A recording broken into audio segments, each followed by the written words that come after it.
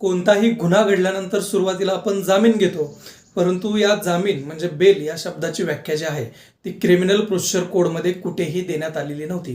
परंतु आत्ता जो नव्यानेच भारतामध्ये लागू होणारा जो कायदा आहे, भारतीय नागरिक सुरक्षा संहिता, या कायद्याच्या सेक्शन 2(1)(b) मध्ये जामीन या शब्दाची व्याख्या जी आहे ती देण्यात आलेली आहे. आणि अतिशय सोप्या शब्दात जर सांगायचं झालं तर एखाद्या व्यक्तीला ज्याच्यावरती गुन्हा केल्याचा आरोप आहे किंवा तो संशयित आहे, अशा व्यक्तीला अटी आणि शर्ती घालून सोडून देणे याला आपण जामीन असं म्हणतो. तर अशा प्रकारे जी आहे ती जामिनाची व्याख्या या नवीन कायद्यामध्ये देण्यात आलेली आहे. अशा प्रकारच्या अटी आणि शर्ती घालून जर एखाद्याला जामिनावरती मुक्त केलेलं असेल तर त्या अटी आणि शर्तीचं पालन करणे हे त्या आरोपीचं कर्तव्य आहे. जर अशा प्रकारे जर तो अटी आणि शर्तीचं पालन नसेल करत तर त्याचा जामीन रद्द होण्यासाठीचा अर्ज न्यायालयामध्ये दाखल करून तो जामीन रद्दही करता येऊ शकतो.